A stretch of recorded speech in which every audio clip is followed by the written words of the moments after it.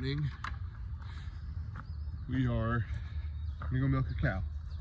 I'm gonna tell you the story of how we got this milk cow. And that story comes with a bunch of other stories. And I'm gonna try to be as succinct as possible. I have tried telling this story about 3 times and I keep messing it up. The good news about milking a cow is that you have to do it every day. So I get a new chance every day. Chickens are mad. They're ready to be let out. Earlier in the year, Erica and I, hey pretty girl, my little construction zone cow, she's in there, all my construction stuff. See how messy this place is. It's wet and gross, but this is what happens when you live on a farm.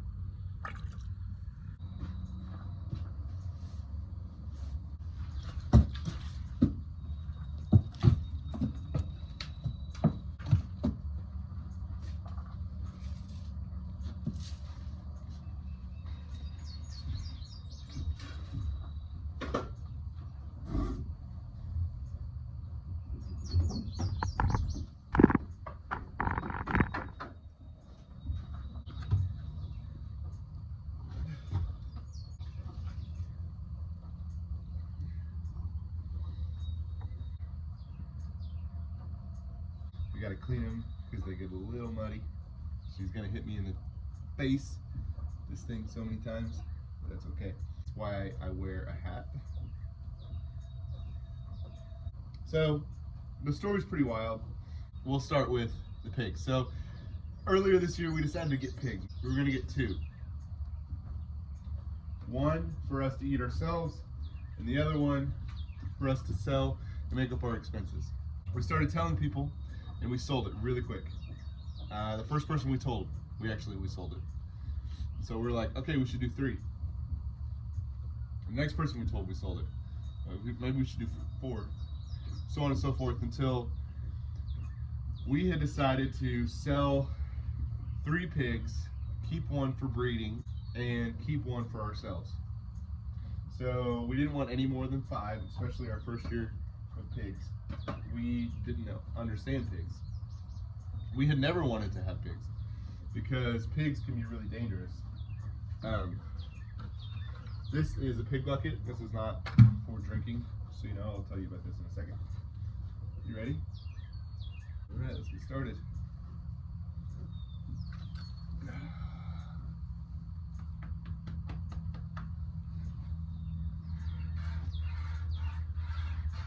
So we had sold 3 pigs. We're gonna keep 1 for ourselves and 1 for breeding. So basically 2 for ourselves. We were talking with people on how much feed to get for pigs, and we were preparing. We had one family tell us that she could not afford to raise her animals or do her farm without a dairy cow. We had never wanted to do dairy cow. We didn't even want to do pigs because pigs can be really dangerous. Never wanted to do a dairy cow.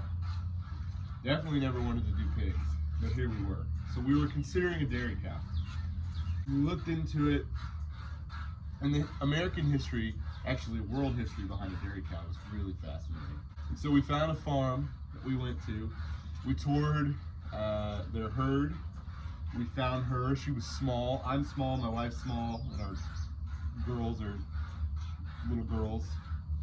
So we wanted a small cow. She was friendly. She came up to us.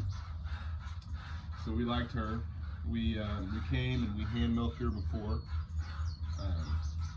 we made a down payment. We prayed about it. It was a lot of money for a good dairy cow. We prayed really hard about it.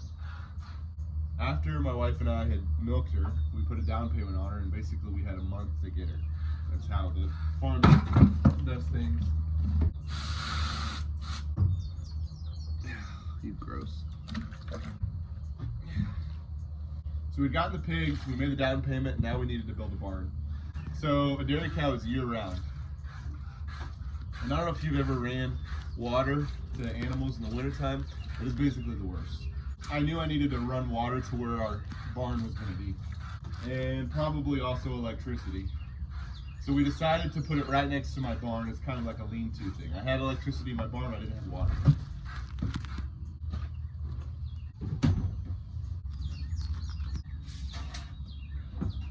I need to build a box for that. I gotta fix other stuff first. It's been about a week running water, running an excavator. It was a total mess, but we got it. Found a leak in our own house. While I was at it, I ran water to our garden. Really helpful for us. Pretty expensive, but whatever. Then I started laying foundations for this place. Did not do it correctly. Did it totally out of line. I don't know why I didn't use a string line. I'm dumb. I was getting ready to put the posts up, start framing it. Had some buddies who wanted to help me, who have experience in construction and are good at framing. Jacob Long, who is a framer. My whole building was totally out of square. That dude fixed it. I don't know how he fixed it. I like to believe I understand carpentry. I know woodwork. I know basic carpentry, and that dude, I don't know how he fixed it. I still don't get it, but he's brilliant. Jacob Long, I'm gonna say his name hopefully a few more times because of how much he helped me. And then Mike Hostany with Nova Crafted Creations. He makes leather and woodworking. He's really amazing carpenter. Both of them came over, sacrificed their entire day to help me. I'm very grateful for that. Anyway, so we put that up, spent a lot of really hard days here. And then my buddy Dallas Sink came over and stayed until like 2 in the morning. We were working on this. He spent the night on the roof. And but then it rained. It kept raining, and mud filled this whole place up. I had tried to do some groundwork to get the water away, but I didn't do it good enough. It was super muddy, and then she showed up. So we put her in the hog pen, which is only like 3.5 to 4 feet high, which was clearly not enough for her. She broke out. We had to go chase her. Spend a whole Sunday chasing her. Finally, some friends who also have a dairy cow came over and chased her with us. They helped us get her back in. It was rainy, it was muddy, she was miserable, she was hot, she was full, her udder was totally full. She was hungry and scared, she didn't have her herd. It was kind of storming, so it was a lot of stress for everybody. For her mainly. Her milk, it actually was really salty, which is crazy. And then another storm came, and then another storm came, and then finally I was like, I have to build this barn. Like, there's nothing else I can do. I sacrificed my whole day, spent like 12, 14 hours wearing shorts with rain boots, and I don't know if you've ever done that, but you do it for a short period of time. I'm doing it right now, but it actually burned a line around my leg because of the rubbing all day. So I finished this stanchion, finished this, got her in it, and then a tornado came. And then another tornado came. And then another storm and a tornado came. 3 tornadoes in like a week. I can't help but think that this cow was like, all right, I had a herd and I had a pretty cool routine. It was quiet and nobody talked to me. And then these people, they took me away. They sent me off. I don't have a herd, to this place where a tornado happens at least 2 to 3 times a week. So anyway, that's what I'm thinking was going on in her mind. We try to keep her happy. I try to sit with her during thunderstorms and try to spend time with her. She's really calm now. She hasn't tried to break out of the barn. She hasn't tried to break out of the fence. So she seems to be really enjoying it. Her and I are buddies. I have a lot of really sweet videos of me scratching her. Sometimes she gets kind of pissy when I'm doing this, but she's a good cow. So basically we had decided her, not only for supplementary income with the milk sales, we're not selling this by the way. This is for the pigs. But also to boost those pigs up. So we do give the pigs corn and we let that ferment, but we also, it's not enough protein, in my opinion, and a lot of other people's opinions. So by giving the pigs milk, you know, every day or every other day, then these pigs are getting really, really big, really, really fat, and so we'll be able to sell them for a lot more. And they'll also be a lot better tasting meat. The pigs are on pasture, and so we want to do as good as we can with all the animals that we have, believe it or not. So we love what we do. We love spending time with these animals. We love this cow. You know, we have to get up every day, but I did not have a good routine before. I was being pretty irresponsible with everything that I was doing. Just as far as time-wise goes, I'm pretty dumb. I just have sleep in all the time, and I don't like that. I don't like sleeping in, and I feel guilty. I feel like I've wasted a day.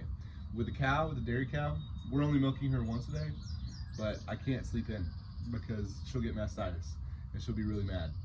And I'll lose trust with her. I'll lose the routine that her and I worked hard to build. She's an awesome cow. She's been extremely patient. We named her Gypsy because of the amount of times that she broke out, but she's been so sweet. She's also pregnant. She's got a baby in here, so we're really excited about that. The reason we picked her, maybe I should have said this, we picked her not only because she was short, and we're short, not only because she was friendly, but also because she is about 3 years old. She's had a baby before. She knows what's gonna happen with her body. A dairy cow lives to be about 15. And so if she's 3, she's got, you know, maybe 12 or more years with us. And we're gonna treat her super well, so hopefully longer. But, so we're gonna have her for, you know, 10, 12 years. She knows how to give birth and she knows how to do it. She's sweet and she's small. She's about to poop. Don't you poop, young lady. I gotta get to work. That's why we picked her. I'm gonna stop recording. She's gonna poop. Don't do it. Don't you do it. Don't you do it. I cannot milk with 2 hands and talk at the same time. I'm doing really bad at that. And I'm losing her patience.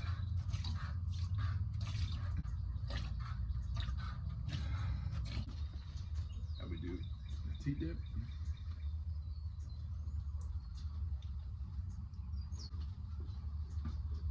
And that's it.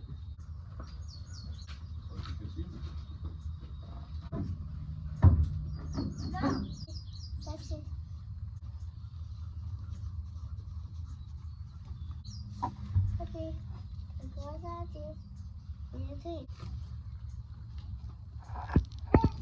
No.